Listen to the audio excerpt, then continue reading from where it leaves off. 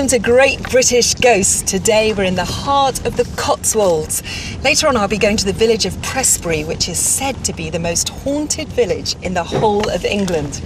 But first I'm on my way to Woodchester Mansion, a magnificent Gothic-style manor house. It's not an easy place to find, and let me tell you, even this driveway has an eerie, haunted feel about it.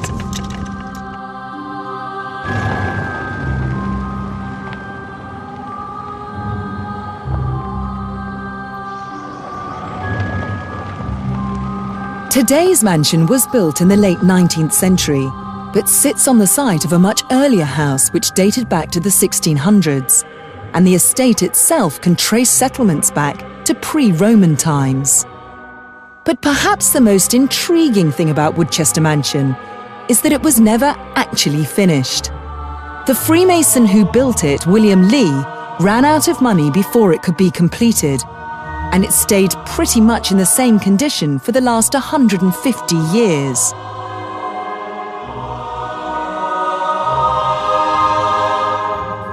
But building this Gothic fantasy came at a human cost. There were 7 deaths, 6 bad accidents, and even a murder while it was being constructed. And some say that the mansion is cursed. You do hear very unusual things throughout the day. Some of them you can explain, birds flying around, possible tiles slipping, but there are every now and again noises that I have no idea where they come from, what's making them, and it is quite strange. The previous director came down here with her partner, and she thought that the paranormal was just a lot of hocus pocus. And they were down in the cellar, I believe, just having a normal chat, and all of a sudden his hard hat just flew off of his head. And because she was with him, I think it worried her ever so slightly as well, because of course you're very sceptical about these things until you actually experience something yourself.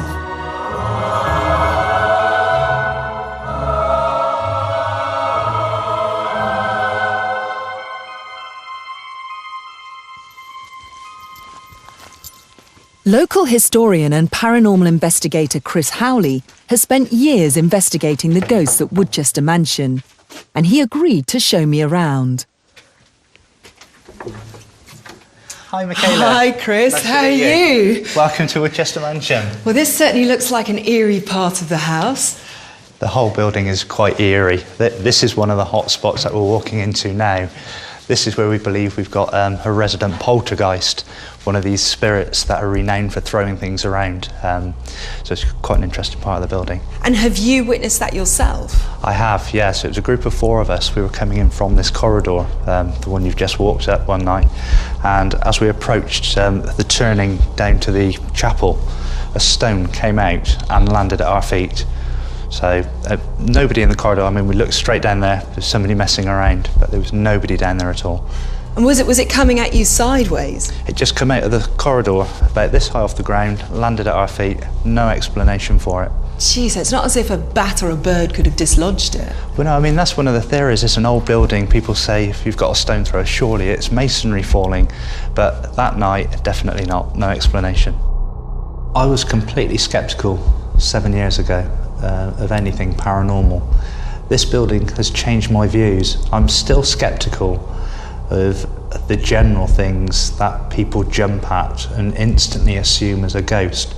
But with this building, I've had experiences that I have no rational explanation for. This leads down to our mortuary.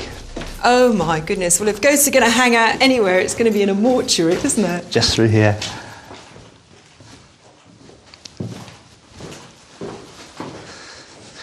Okay, this is actually a Victorian game larder, but the reason we've nicknamed it the mortuary is because during the Second World War we had American and Canadian troops stationed at the mansion doing exercises in preparation for D-Day.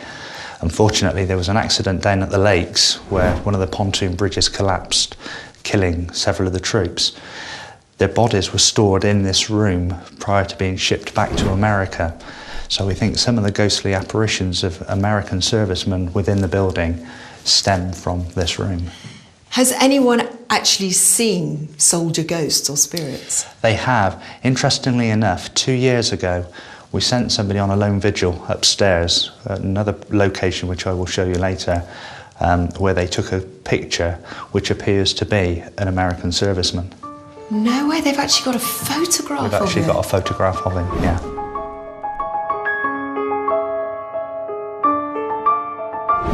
I was there the night that photograph was taken. Sceptically, I examined the camera to check the DSCO references of each picture, and the picture hadn't been added to the memory card prior to the time that the person went up there. So we've since had that verified by universities, and I'm convinced that we have genuinely got a photo of an airman from previous time.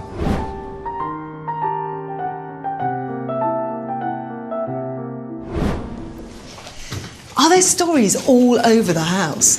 There are. I mean, if we come to this rather grand spiral staircase here, there's a monk that comes down this stairwell out through the doorway and walks into the chapel itself. Well, is that something that regularly happens? I wouldn't say regular. As with all of the sightings in this building, they're infrequent. You just never know when you're going to get them. But we have actually caught this on video. We've got some footage of this monk walking across that doorway. And what does he look like in the footage?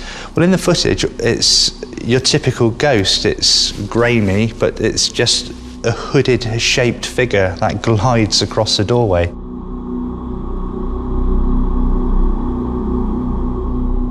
What do you think it actually was? We tried to disprove the hooded figure because the only thing we could come up with that would cause that sort of anomaly on camera would be a light form, whether that be torchlight or car headlights set in the car park.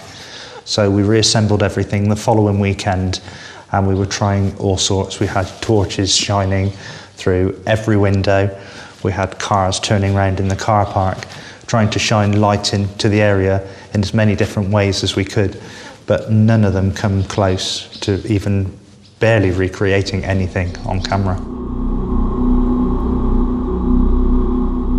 We had a caretaker, Mr. Fry, who lived here for 17 years. He had lots of stories to tell, but the one that always stuck with me was that he'd been, obviously still is in a long-term relationship, and his partner would stay over here on the odd occasion, but she would not move in with him. And one of the stories that she told me that really sent shivers down my spine was when she was lying in bed one night, and because you're in the middle of nowhere, it's pitch black, but the moon was out. And she said she was laying in bed and she just saw a black kind of ghost move through the window and across the ceiling. I mean, it petrified her so much, she said she couldn't even get out of bed. And so that, I think, for me, was probably the scariest thing I've actually heard from somebody that's, you know, that has slept here.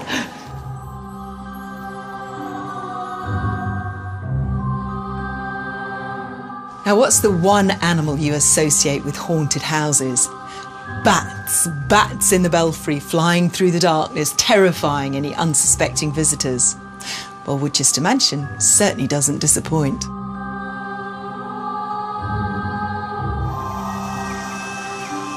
We've got all 4 species of bat which reside in the mansion. They are protected species, so they have been cordoned off from the rest of the building, but we have currently around 750 bats in residence.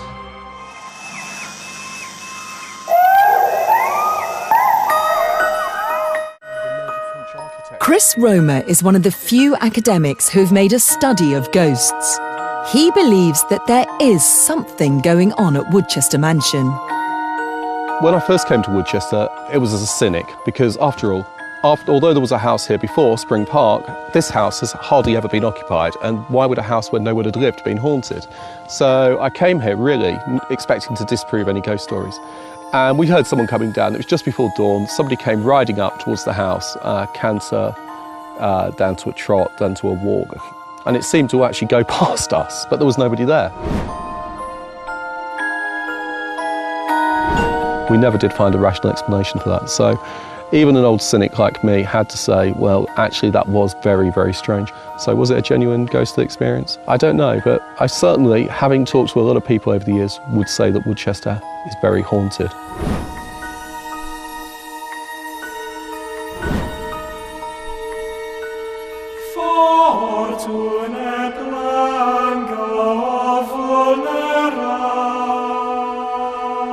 Okay, this is the area where we believe the ghost of the builder comes from. It's reported that one of the builders fell to their death. As you can see, we're quite high up, so it's quite a nasty drop down there. So quite a traumatic sort of death for somebody, and we do believe that a lot of the ghostly sightings do come from trauma. And this is the area. I personally think that you need to consider the house has been stood for 150 years unoccupied. So there's no soul to the building. There's never been any life in the building.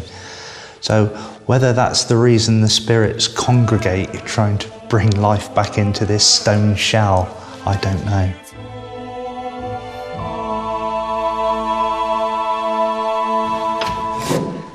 And this is the way to the cellar, where we've had some really quite eerie activity.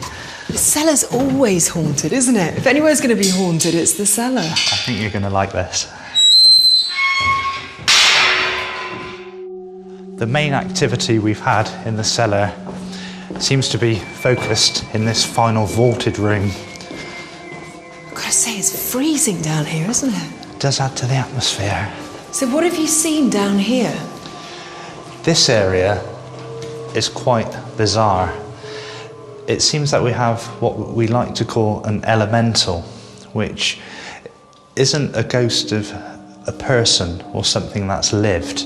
It seems to be a form of energy that feeds on people's fears. Now this can manifest itself in many ways, but predominantly down here, it seems to just fill the room with this complete blackness where you can't even see your hand in front of your face. So what does this energy form look like? When the energy actually materialises into something visual, people have described seeing a golem type character from Lord of the Rings hunched over on all fours, and even feeling the touching on the back of the legs. The most recent activity at the mansion was a few weeks ago when a paranormal group on an overnight investigation had had a particularly quiet night. At the end of the evening, around 4 o'clock in the morning, we were all in the drawing room while the host for the night was summing up, saying, "Thank you all for coming. We've had a really quiet night." However, it was at this point that we heard footsteps coming up from the library, stiletto heels tattooing across the wooden floor towards the drawing room. I immediately ran out of the drawing room through one door, the host the other, and we ran around the corner and met each other. There was nobody there. Everybody was accounted for. Everybody was in the drawing room, apart from whatever made these footsteps. CJ, can you sum up what you think is going on here at Woodchester Mansion? It could be that there are the spirits of the dead. It could be that the horseman we heard was in fact a murdered 18th century aristocrat. There are two stories that explain a ghostly cause for a horseman. Or it could be, as I said before, that somehow the expectation of seeing a ghost causes imagination, causes all kinds of other things to cut in, or maybe even allows our own psychic powers to come out and haunt us. And I find that the scariest prospect of all. In many ways, Woodchester Mansion is a very beautiful building, but it's also a very disturbed one. Maybe it's the Gothic architecture, or the haunting stories, or perhaps it's just because it's been abandoned for over a century and a half, but it definitely has a bit of an eerie feel to it. And it's not surprising that this house is considered by some to be the most haunted house in Britain.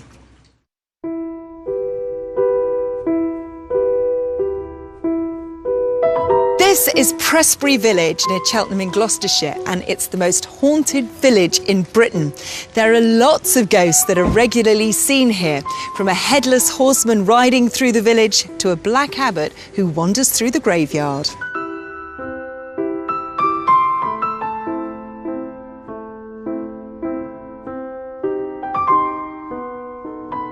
Here in Prestbury we have multitudes of ghosts. We've got a spinet player, we've got old Moses who's down on the corner over there, we've got the hanging man that's over there, we've got horses that come up and down here, there's a headless horseman, we have got, there's an old lady just round the corner that's seen collecting sticks along the street and then she just disappears. Another old lady around that corner that stares through people's windows and then she just disappears when you look up at her. I mean, that's just within 50 yards of where we're sat now.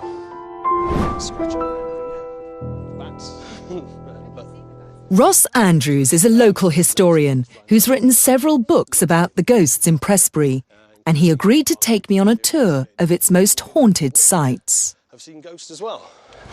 This is the important bit. One of the ghosts reported in Prestbury is of supposedly Fred Archer, a jockey. And we're now at the King's Arms, and he's responsible for quite a few of the hauntings here, which include poltergeist activity, it includes windows being opened and closed, even though the entire building has been locked up from the inside, and the only way you can open the windows is from the inside. Now, Fred has also been seen outside the pub, and just coming around this corner here, there was a group of ladies, this is going back quite a few years, and it was during Cheltenham Race Week, so you would expect to see a jockey, so they weren't too shocked when this jockey walked across the road. Only he disappeared halfway across the road. They're all rather freaked out, and they went round the corner, and the whole thing happened again. Fred walked across the road and then disappeared halfway across the road. And he's dressed as a jockey? As a jockey, yes. How did he die? Supposedly he hanged himself here in the pub.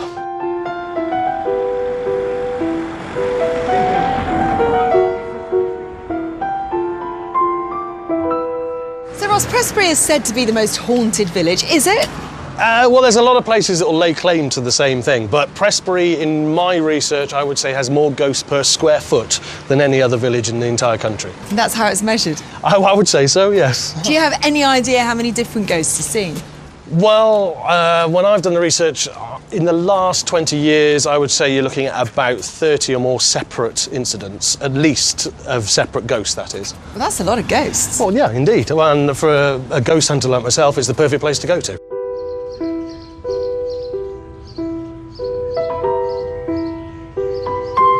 Have there been hauntings here?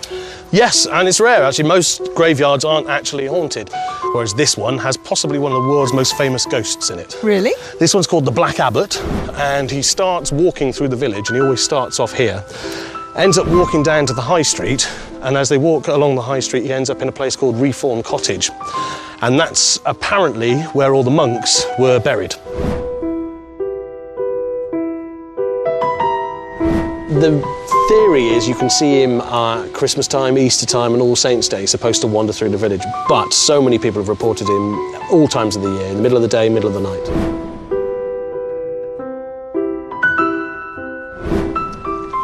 So, as you leave the graveyard, you end up in one of the most haunted streets in the world. This is Mill Street.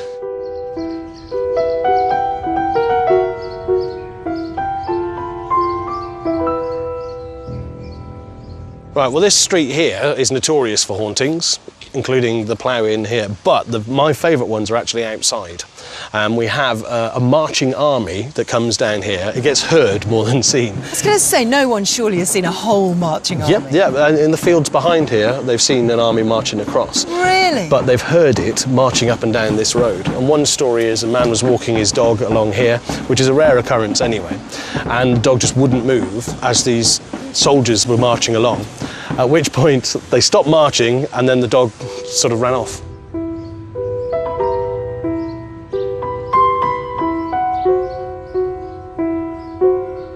Well, this street here, this is called the Burgage, yet again, a pub here that reports many ghosts, but one of the famous ghosts that they'll report is actually outside in the street. And Prestbury has about 3 famous horseman ghosts, several of which are headless and so on, and one of them happens outside here. And there are reports going way back to Civil War times when a dispatch rider was coming across from Evesham and heading that way, came along the road and somebody had stretched a rope across the road and it took his head off.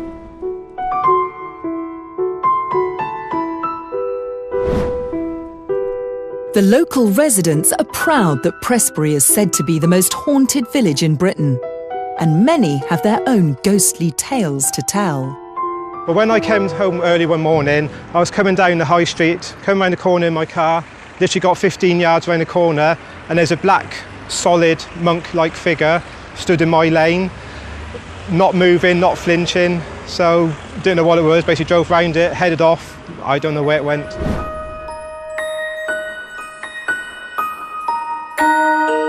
As I came round that way in my car from down Cleeve Hill, I just come around the corner and he just sort of glides across the road and through the wall.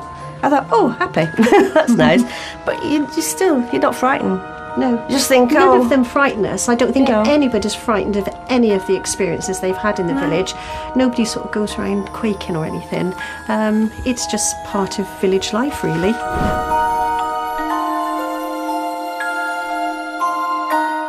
We had a lady come in here once who had never been to the salon before, never been to this area before, and she walked up the stairs and said, "Is there a presence here?" She said, I can feel something, and I believe his name is George.